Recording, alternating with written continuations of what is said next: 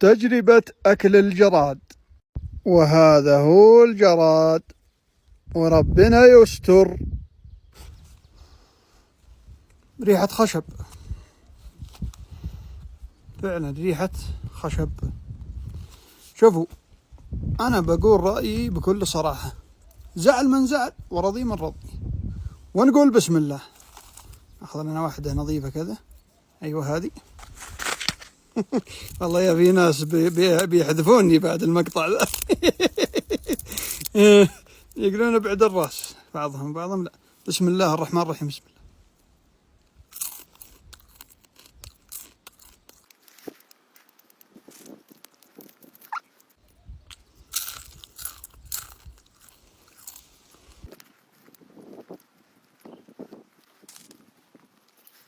أعطيكم الطعم من النهاية.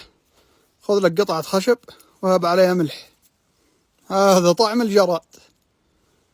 يعني يستخدموا هنا زي ما تقول مكسرات، زي المكسرات كذا.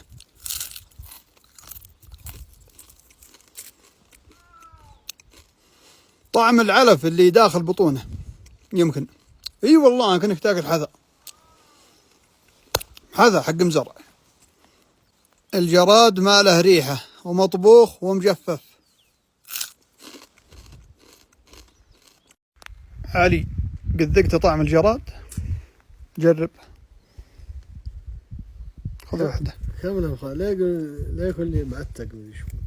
لا مجفف، مطبوخ ومجفف. يلا، وش الطعم؟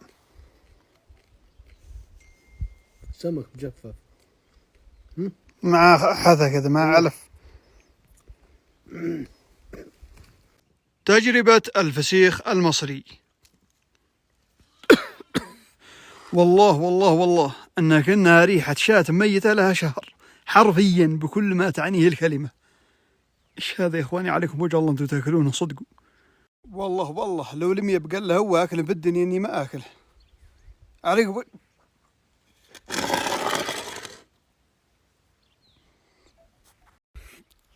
الله يعزكم. حرام، استفرغت من الريحة، بس ريحة. باقي ريحة تجي، قد أعطيت انبساس، باقي ريحة تجي له هنا. والله ما هي ذاك. أنتوا صاحين في عقولكم، أنتوا وش بخمامته. الله يعز النعمة. والله ما هي ذاك. ازعلوا ولا ارضوا.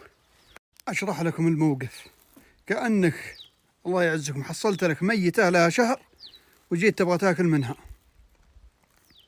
أعتذر، أنا أنسحب من التحدي، أنسحب قبل أن أبدأ، انسحاب كلي. يا رب انبساس تاكلها على الأقل. والله لو انظرك من بيت يا خميم، ظلي ريحتك ما لم بيت. تجربة الحليب بالحلبة. هذا مشروب مشهور في السودان وبعض الدول العربية، وأنا اليوم بستخدم حليب الإبل بدل حليب البقر. خلونا نطبخه ونشوف.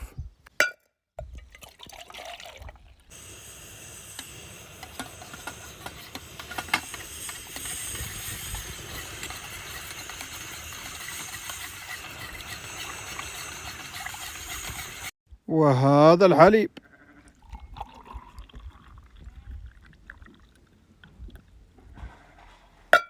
ونقول بسم الله.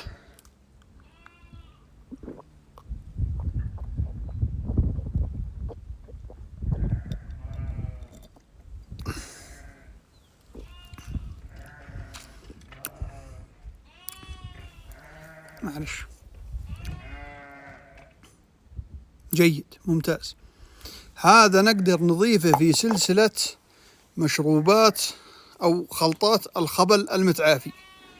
هذا ترى عافية، الحلبة ترى عافية مع الحليب. مشروب فنان، والذي فيه عبوصة الحلبة هنا عبوصة الحلبة، لكن يعني نقدر نقول تقدر تشربه ما في مشكلة، لكن ما أدري عن أعراضه، لا حد يجرب. تجربة أكل اللحم ني. هذا لحم حاشي توه مذبوح اليوم، باقي طازة. خلونا ناكلها ونشوف. أول شيء نملحها شوية.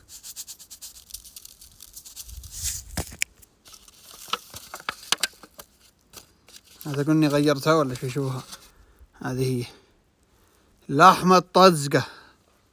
بسم الله. بس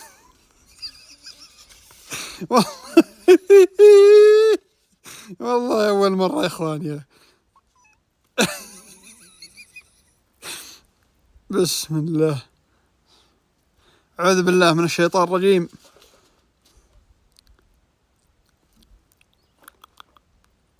طعم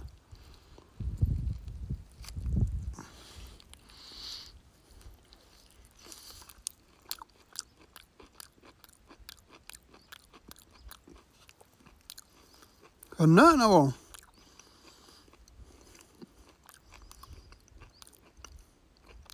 والله على مستوى، لكن ما تنبضع.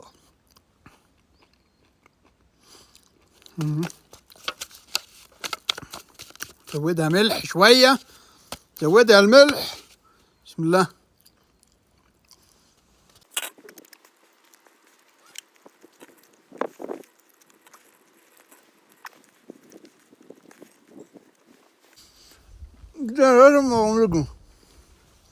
ما متجرب.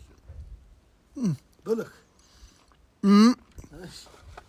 لحم ني اخا والله. كيف تاكل؟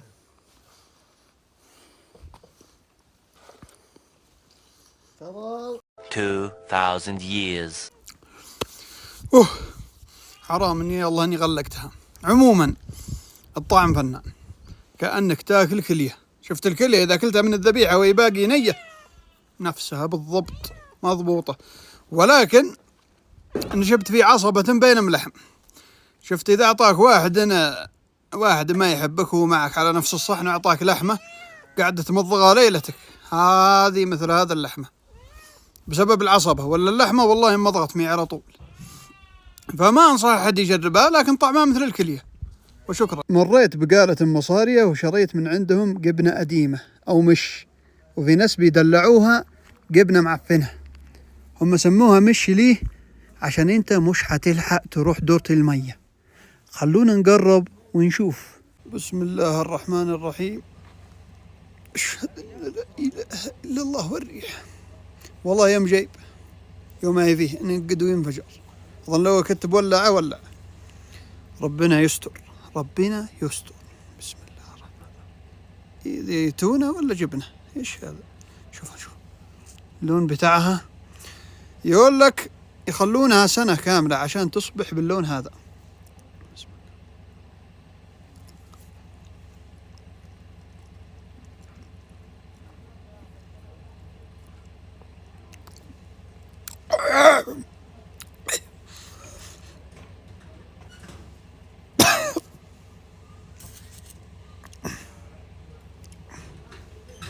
الله يخرب بيوتكم بتاكلوها زي دي. أشهد أن لا إله إلا الله. أشهد حرام إنها ما تذاك. أشهد أن لا إله إلا الله. إيش هذا يا إخواني؟ كيف تاكلون هذه؟ عابصة مدري مام عليها طعم زعتر فلفل مدري إيش مخلطته، زين إني أكلت ملعقة بس. والله إني أحسي بطني قدود. اعذرونا يا اخواننا المصريين، بس دي والله ما قدرتش اكلها، والله ما قدرتش. قد جربت اشرب عصير برتقال بالفلفل، خلونا نجرب ونشوف. وهذا هو الفلفل بعد ما خلطناه مع شوية عصير. الآن بنخلطه مع العصير هنا ونرجه.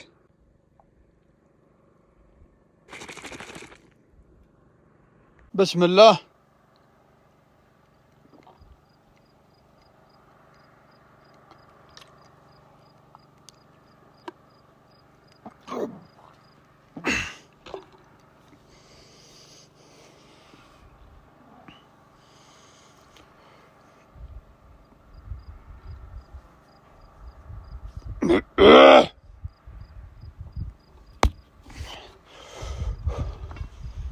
والله حار لكن فيه لذعة فنانة.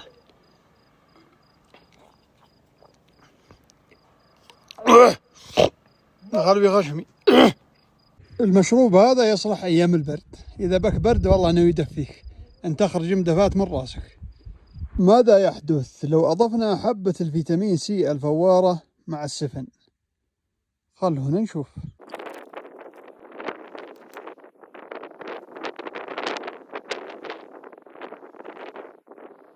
مثل ما شفتوا لم يحدث أي شيء، لكن القارورة مليانة هواء. لو أفتح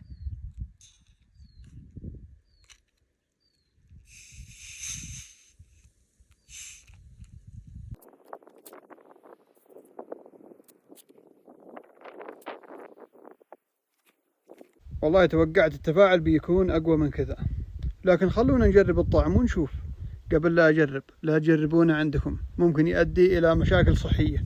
أنا بطني متعود، ما عليكم. بسم الله.